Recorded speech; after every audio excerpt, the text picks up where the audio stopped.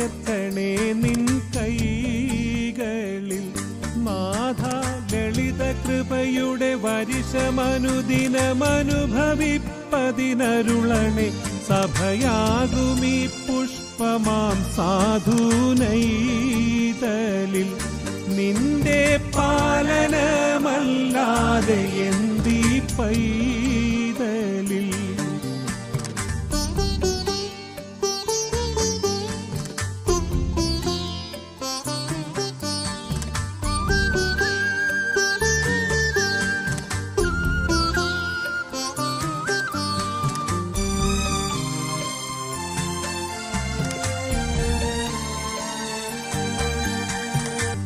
കലങ്ങൾക്കിടയിൽ നീ ആകുലയായി കിടന്നാലും നാഗനാഥൻ കടാക്ഷിക്കും നിന്റെ മേൽ. കാന്തൻ പ്രേമരസമത് ഭവതിയുടെ മനമാശു തന്നിലൊഴിക്കവേ പരമാത്മ ചൈതന്യം ലഭിക്കുമാകയാൽ നീയും വാനലോകെ പറന്നേറും പ്രാവു പോൽ.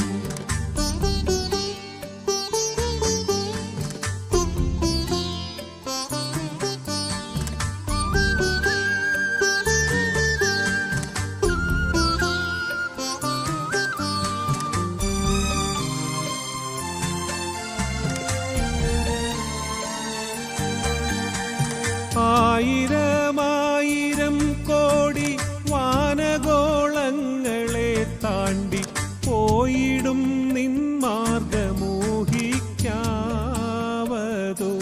കാണും ഗഗനതലമതു മനുജഗണനയുമതിശയിച്ചുയരും വിധം തവ ഭാഗ്യമഹിമയെ വാഴ്ത്താനാവതോ.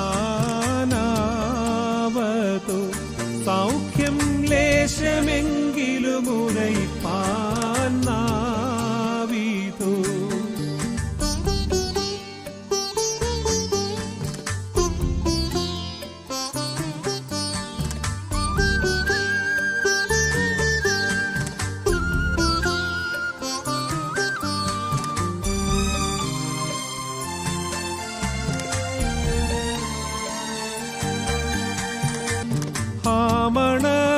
മണവറയ്ക്കടുത്തു നീയണയും സമയത്ത് ശ്രീ മഹാരാജ്ഞിയെ നിന്നെ കാണുവാൻ സ്വർഗ കാമിനീ ഗണമമിത കുതുകമോടാദരാലരികെ വരും.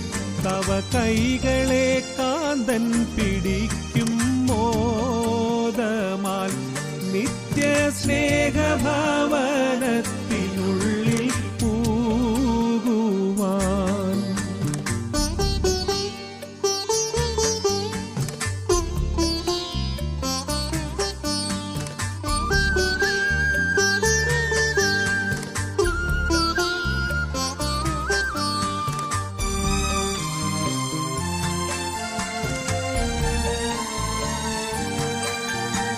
നിൻ മഹിമയോതുവതിൻ നിന്നരന് സാധ്യമല്ലേ. പൊന്നു പൂതുവാന ഭൂമി വന്നിടും. അതെ മണ്ണിൽ വീണു മറഞ്ഞു പോയവർ പിന്നെയും പുതുതാമുടൽ ധരിച്ചുന്നത ജീവനെ ആണ്ടു നിന്നിടും. നാളിൽ നിന്നിലടിയൻ ലയിച്ചു ചേർന്നിടും. 68 സങ്കീർത്തനം 13 വാക്യം. നിങ്ങൾ തൊഴുത്തുകളുടെ ഇടയിൽ കിടക്കുമ്പോൾ പ്രാവിൻ്റെ ചിറക് വെള്ളികൊണ്ടും അതിൻ്റെ തൂവലുകൾ പൈമ്പൊന്നുകൊണ്ടും പൊതിഞ്ഞിരിക്കുന്നത് പോലെ ആകുന്നു. ദാവീദിൻ്റെ വാക്കുകളാണ്. ഈ സങ്കീർത്തനത്തിലുടനീളം വളരെയധികം അർത്ഥഗർഭമായ വാക്യങ്ങളുണ്ട്. ഉപമാനങ്ങളായി ഉപമേയങ്ങളായി ഒക്കെ നമുക്ക് കാണാൻ സാധിക്കുന്ന അനേക വാക്യങ്ങൾ ഈ സങ്കീർത്തനത്തിലുടനീളം നമുക്ക് കാണുവാൻ കഴിയും. അങ്ങനെ ഉള്ള ഈ സങ്കീർത്തനത്തിൽ പറഞ്ഞിരിക്കുന്ന ഒരു വാക്യമാണല്ലോ നാം ഇപ്പോൾ വായിച്ചത്. നിങ്ങൾ തൊഴുത്തുകളുടെ ഇടയിൽ കിടക്കുമ്പോൾ പ്രാവിൻ്റെ ചിറക് വെള്ളികൊണ്ടും അതിൻ്റെ തൂവലുകൾ പൈമ്പൊന്നുകൊണ്ടും പൊതിഞ്ഞിരിക്കുന്നത് പോലെ ആകുന്നു. നമ്മെ സംബന്ധിച്ചുള്ളതായ ചില ഭാഗങ്ങൾ ഇതോടനുബന്ധിച്ച് ചിന്തിക്കാം എന്ന് വിചാരിക്കുകയാണ്. ദൈവവചനം നമ്മോട് പറയുന്നു, നിങ്ങൾ കിടക്കുന്നത് എവിടെയാണ്? തൊഴുത്തുകളുടെ ഇടയിലാണ്. തൊഴുത്തുകൾ എന്നുള്ളതിന് ഇംഗ്ലീഷ് പരിഭാഷയിൽ ആട്ടിൻ തൊഴുത്ത് എന്നോ കരിക്കലങ്ങളെന്നോ ഒക്കെ വ്യാഖ്യാനിച്ചിട്ടുണ്ട്. അങ്ങനെയൊക്കെയാണ് അതിൻ്റെ ട്രാൻസ്ലേഷൻ്റെ അർത്ഥം പോകുന്നത്. അപ്പോൾ നാം കിടക്കുന്നത് ആട്ടിൻ തൊഴുത്തുകളുടെ ഇടയിലോ അല്ലെങ്കിൽ കരിക്കലങ്ങളുടെ ഇടയിലോ ഒക്കെയാണ് എന്ന് നാം ചിന്തിക്കേണ്ടതായിട്ടുണ്ട്. ഈ ലോകത്തിൽ നമ്മുടെ ജീവിതത്തെയാണ് വാസ്തവത്തിൽ ഈ വാക്യം തുലനം ചെയ്ത് കാണിക്കുന്നത്. ഈ ലോകത്തിലുള്ളതായ ഒരു വിശ്വാസിയുടെ ജീവിതത്തെ ആട്ടിൻ തൊഴുത്തുകളുടെ ഇടയിൽ കിടക്കുന്നതായ ഒരു ജീവിതത്തോട് ഉപമിക്കുകയാണ്, അല്ലെങ്കിൽ കരിക്കലങ്ങളുടെ ഇടയിൽ കിടക്കുന്നതായ ഒരു ജീവിതത്തോട് ഉപമിക്കുന്നു.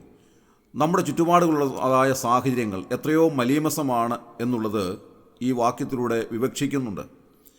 വളരെ വൃത്തിഹീനമായ ചുറ്റുപാടുകൾ, മലീമസമായ ചുറ്റുപാടുകൾ, യാതൊരു കൃത്യതയുമില്ലാത്ത, ക്രമീകരണമില്ലാത്ത, ഭംഗിയില്ലാത്ത, ദുർഗന്ധം വമിക്കുന്ന ഏറ്റവും മലീമസമായിട്ടുള്ള ലോക സാഹചര്യങ്ങളെയാണ് വാസ്തവത്തിൽ സങ്കീർത്തനക്കാരൻ ഇങ്ങനെ ആട്ടിൻ തൊഴുത്തായിട്ടോ അല്ലെങ്കിൽ കരിക്കലങ്ങളായിട്ടോ ഒക്കെ ഉപമിച്ച് കാണിച്ച് നമ്മെ മനസ്സിലാക്കി തരുന്നത്. അങ്ങനെ മലീമസമായ ഈ ലോക സാഹചര്യങ്ങളുടെ നടുവിൽ നാം കിടക്കുന്നു. പ്രിയമുള്ളവരെ, നാം നോക്കുമ്പോൾ എത്രയോ പ്രയാസകരമായ, എത്രയോ പ്രശ്നജടിലമായിട്ടുള്ള ഒരു ലോക സാഹചര്യമാണ് നമ്മുടെ ചുറ്റുപാടുകളുള്ളത്. അടുത്ത സമയത്ത് നാം നോക്കുമ്പോൾ നമ്മുടെ സമാധാനം കെടുത്തിക്കളയുന്ന, സന്തോഷം നഷ്ടപ്പെടുത്തിക്കളയുന്ന ഒരുപാട് കാര്യങ്ങൾ നാം നമ്മുടെ ചുറ്റുപാടുകളിൽ ലോകം മുഴുവൻ നാം കാണുകയാണ്. എത്രയോ ഭയാനകമായ കാര്യങ്ങൾ നാം എല്ലാ ദിവസവും കണ്ടുകൊണ്ടിരിക്കുന്നു. എത്രയോ മലീമസമായ കാര്യങ്ങൾ നാം കണ്ടുകൊണ്ടിരിക്കുന്നു. അങ്ങനെയുള്ളതായ ലോക സാഹചര്യങ്ങളുടെ നടുവിൽ ധാർമ്മികത നഷ്ടപ്പെട്ട, എല്ലാ വിധത്തിലുള്ളതായ ആത്മീയതയും നഷ്ടപ്പെട്ട, യാതൊരു ലക്ഷ്യബോധവുമില്ലാത്ത ഒരു തലമുറയുടെ മധ്യത്തിലാണ് നാം ജീവിക്കുന്നത്. അങ്ങനെയുള്ളതായ ഒരു സാഹചര്യത്തിലാണ് നാം ജീവിക്കുന്നത്. നാം ലോകം മുഴുവൻ നോക്കുമ്പോൾ കാണുന്നത് അതിഭയാനകമായ കുറ്റകൃത്യങ്ങളും മലീമസമായ കാര്യങ്ങളും മനുഷ്യ മനസ്സാക്ഷിയെ ഞെട്ടിപ്പിക്കുന്നതുമായ സംഭവങ്ങളാണ്. അങ്ങനെയുള്ളതായ സാഹചര്യങ്ങളുടെ നടുവിലാണ് നാം പാർക്കുന്നത്. നാം എന്ന് പറയുമ്പോൾ നാം ഉൾപ്പെടുന്നതായ ദൈവസഭയെ നാം ഓർക്കേണ്ടത് ആവശ്യമാണ്. കർത്താവായ യേശു ക്രിസ്തുവിൻ്റെ രക്തത്താൽ വീണ്ടെടുക്കപ്പെട്ട ദൈവജനങ്ങൾ ഉൾപ്പെടുന്നതായ ദൈവത്തിൻ്റെ സഭ, സാർവത്രിക സഭ, കർത്താവായ യേശു ക്രിസ്തുവിൻ്റെ മണവാട്ടിയാകുന്ന സഭ, രക്ഷിക്കപ്പെട്ട എല്ലാവരും ഉൾപ്പെടുന്നതായ ആ സഭയെ സംബന്ധിച്ച് ഉള്ളതായ ഒരു ചിത്രമാണ് ഇത് എന്നുകൂടെ നാം മനസ്സിലാക്കേണ്ടത് ആവശ്യമാണ്. അവിടെ പറയുന്നത് എന്താണ്? ഈ ലോകമാകുന്ന തൊഴുത്തുകളുടെ ഇടയിൽ കിടക്കുന്ന വിശ്വാസികളുടെ കൂട്ടമാകുന്ന ഈ സമൂഹം ഇതെങ്ങനെയാണ് കിടക്കുന്നത്? ഒരു പ്രാവിനെ പോലെ കിടക്കുന്നു. അതിൻ്റെ ചിറകുകൾ വെള്ളി കൊണ്ടും അതിൻ്റെ തൂവലുകൾ പൈമ്പൊന്നുകൊണ്ടും പൊതിഞ്ഞിരിക്കുന്നത് പോലെ ദൈവം സംരക്ഷിക്കുന്ന അനുഗ്രഹീതമായ ഒരു പ്രാവിനെ പോലെയാണ് നാം ഈ ലോക സാഹചര്യങ്ങളുടെ നടുവിൽ കിടക്കുന്നത് എന്നാണ് സങ്കീർത്തനക്കാരൻ വളരെ കൃത്യമായി നമ്മെ അറിയിക്കുന്നതായ ഒരു വസ്തുത. എത്രമാത്രം മനോഹരമായിട്ടാണ് ഈ വാക്യങ്ങൾ എഴുതിയിരിക്കുന്നത് എന്ന് കാണുവാൻ സാധിക്കും. എന്തുകൊണ്ടാണ് ദൈവാത്മാവ് ഒരു പ്രാവിനോട് ഉപമിച്ച് ഈ കാര്യങ്ങൾ രേഖപ്പെടുത്തിയിരിക്കുന്നത്? പ്രാവിനൊരു പ്രത്യേകതയുണ്ട്. അത് മലീമസമായ സാഹചര്യങ്ങളിൽ ജീവിക്കുവാൻ ആഗ്രഹിക്കാത്ത ഒരു പക്ഷിയാണ്. അത് വൃത്തിഹീനമായ ചുറ്റുപാടുകളിൽ ഒരിക്കലും ഇരിക്കുന്നില്ല. വൃത്തിഹീനമായ ചുറ്റുപാടുകളിൽ നിന്ന് മാറിപ്പോകുവാൻ ആഗ്രഹിക്കുന്നതായ ഒരു പക്ഷി. ഉൽപ്പത്തി പുസ്തകം 8-ാം അധ്യായത്തിൽ നാം അതിൻ്റെ ഒരു സൂചന കാണുന്നുണ്ട്. ഉൽപ്പത്തി പുസ്തകത്തിൽ നാം വായിക്കുന്നത് പോലെ നോഹയുടെ കാലത്തുണ്ടായ ജലപ്രളയത്തിൻ്റെ അവസാന ഭാഗത്തേക്ക് വരുമ്പോൾ ഭൂമിയിലെ വെള്ളം പറ്റിയോ എന്നറിയുന്നതിന് വേണ്ടി നോഹ ചെയ്യുന്ന കാര്യം എന്താണ്? ആദ്യം ഒരു മലങ്കാക്കയെ താൻ പെട്ടകത്തിന് പുറത്തേക്ക് അയക്കുകയാണ്. അത് വെള്ളം പറ്റിയിരുന്നത് കൊണ്ട് വന്നും പോയും ഇരുന്നു എന്നാണ് നാം കാണുന്നത്. എന്നാൽ കൃത്യമായി ഈ കാര്യങ്ങൾ മനസ്സിലാക്കുന്നതിന് വേണ്ടി നോഹ ഒരു പ്രാവിനെ വീണ്ടും പുറത്തേക്ക് അയക്കുകയാണ്. ആ പ്രാവ് ചുറ്റി സഞ്ചരിക്കുമ്പോൾ മലീമസമായ സാഹചര്യങ്ങളാണ് കാണുന്നത്. അതിന് കാൽ വെപ്പാൻ സ്ഥലം കണ്ടില്ല എന്നാണ് നാം വായിക്കുന്നത്. കാരണം വെള്ളപ്പൊക്കം ഉണ്ടായതിന് ശേഷം വെള്ളമെല്ലാം ഇറങ്ങിക്കഴിയുമ്പോൾ നമുക്കറിയാം ആ ഭാഗമെല്ലാം ചെളി നിറഞ്ഞിരിക്കും. അങ്ങനെയുള്ളതായ മലീമസമായ ഒരു ചുറ്റുപാടാണ് പ്രാവ് കാണുന്നത്. അതുകൊണ്ട് അതിന് വൃത്തിയുള്ളതായ ഒരു സ്ഥലം കാലുറപ്പിക്കുന്നതിന് വേണ്ടി കണ്ടെത്താൻ സാധിക്കാത്തത് കൊണ്ട് അത് മടങ്ങി വന്നു എന്നാണ് നാം വായിക്കുന്നത്. അങ്ങനെ അത് കൃത്യമായ ഒരു സ്ഥലം കണ്ടെത്തുന്നത് വരെ ഇങ്ങനെ വന്നും പോയി വരുന്നു. പ്രിയമുള്ളവരെ, ഈ പ്രാവ് മലീമസമായ സാഹചര്യങ്ങളിൽ കാലുറപ്പിക്കുവാൻ ആഗ്രഹിക്കാത്ത പ്രാവാണ്. കർത്താവായ യേശുക്രിസ്തുവിൻ്റെ രക്തത്താൽ വീണ്ടെടുക്കപ്പെട്ട ദൈവജനങ്ങളാകുന്ന സഭ, ആ സഭ ഏറ്റവും വൃത്തിയുള്ളതായ, ഏറ്റവും അനുഗ്രഹീതമായ സ്ഥാനത്ത് പാർക്കുന്നതാണ്. എന്നാൽ അതിപ്പോൾ കിടക്കുന്നത് എവിടെയാണ്? മലീമസമായ ഈ ലോക സാഹചര്യങ്ങളുടെ നടുവിലാണത് പാർക്കുന്നത്. ഏറ്റവും വൃത്തിഹീനമായിട്ടുള്ള, ഏറ്റവും നിരാശാജനകമായ ഈ ലോകത്തിലാണ് അത് കിടക്കുന്നതെങ്കിലും ദാവീദ് രാജാവ് പറയുകയാണ്, അതിൻ്റെ ചിറക് വെള്ളി കൊണ്ടും അതിൻ്റെ തൂവലുകൾ പൈമ്പൊന്നുകൊണ്ടും പൊതിഞ്ഞിരിക്കുന്നത് പോലെ ആകുന്നു. ചിറക് വെള്ളി കൊണ്ട് പൊതിഞ്ഞിരിക്കുക, തൂവലുകൾ പൈമ്പൊന്നുകൊണ്ട് പൊതിഞ്ഞിരിക്കുക. പൈമ്പൊന്ന് എന്നുള്ളതിൻ്റെ അർത്ഥം ഗ്ലിസനിങ് ഗോൾഡ് എന്നാണ്, തിളക്കമുള്ളതായ സ്വർണം, അല്ലെങ്കിൽ പ്യൂരിഫൈഡ് ഗോൾഡ് എന്നാണ്, ശുദ്ധി ചെയ്തതായ സ്വർണം. അങ്ങനെ ഏറ്റവും മനോഹരമായ, ഏറ്റവും ശുദ്ധി ചെയ്തതായ, തിളക്കമാർന്ന സ്വർണം കൊണ്ട് പൊതിഞ്ഞിരിക്കുന്നതായ തൂവലുകളുള്ളതായ ഒരു പ്രാവ് എത്ര ആകർഷകമായിരിക്കാം. അങ്ങനെയുള്ളതായ ഒരു പ്രാവ് എവിടെയാണ് കിടക്കുന്നത്? ലോക സാഹചര്യങ്ങളാകുന്ന മലീമസമായ ആട്ടിൻ തൊഴുത്തു പോലെയുള്ളതായ കരിക്കലങ്ങളുടെ ഇടയിൽ കിടക്കുന്നു എന്ന് സങ്കീർത്തനക്കാരൻ പറയുകയാണ്. അങ്ങനെ കരിക്കലങ്ങളുടെ ഇടയിൽ കിടക്കുമ്പോഴും ഈ തൊഴുത്തുകളുടെ ഇടയിൽ കിടക്കുമ്പോഴും അത് ഏറ്റവും മനോഹര രൂപിണിയാണ് എന്ന് പറയുന്നു. അതിൻ്റെ തൂവലുകൾ പൈമ്പൊന്ന് കൊണ്ട് പൊതിഞ്ഞിരിക്കുകയാണ്, അതിൻ്റെ ചിറകുകൾ വെള്ളി കൊണ്ട് പൊതിഞ്ഞിരിക്കുകയാണ്. അർത്ഥാൽ പ്രിയമുള്ളവരെ, ദൈവം നമ്മെ എത്രമാത്രം മനോഹരമായി, എത്രമാത്രം ഭംഗിയായി, എത്രമാത്രം ആകർഷകമായി ഈ ലോക സാഹചര്യങ്ങളിൽ നിലനിർത്തിയിരിക്കുന്നു. നമ്മുടെ ചുറ്റുപാടുകളൊക്കെ ഏറ്റവും മലീമസമായിക്കൊള്ളട്ടെ, ലോക സാഹചര്യങ്ങൾ ഏറ്റവും ദുർഗന്ധം വമിക്കുന്നതായിക്കൊള്ളട്ടെ, എന്നിരുന്നാലും അതിൻ്റെ മധ്യത്തിൽ ദൈവം തൻ്റെ മക്കളെ കരുതുന്നത് എങ്ങനെയാണ്? ഒരു പ്രാവിൻ്റെ ചിറകിനെ വെള്ളി കൊണ്ട് പൊതിഞ്ഞിരിക്കുന്നത് പോലെ, അതിൻ്റെ തൂവലുകളെ പൈമ്പൊന്നുകൊണ്ട്, ഗ്ലിസനിങ് ഗോൾഡ് കൊണ്ട്, തിളക്കമാർന്ന സ്വർണം കൊണ്ട് പൊതിഞ്ഞ് എത്രമാത്രം അതിൻ്റെ ചിറകുകൾ തിളങ്ങിയിരിക്കുന്നുവോ അതുപോലെ വളരെ ഭംഗിയായി, മനോഹരമായി സംരക്ഷിക്കുന്നു എന്നുള്ളത് സങ്കീർത്തനത്തിൻ്റെ ഈ വാക്യത്തിലൂടെ നമുക്ക് കാണുവാനായിട്ട് സാധിക്കും. എത്ര അനുഗ്രഹകരമായ ഒരു അനുഭവമാണിത്.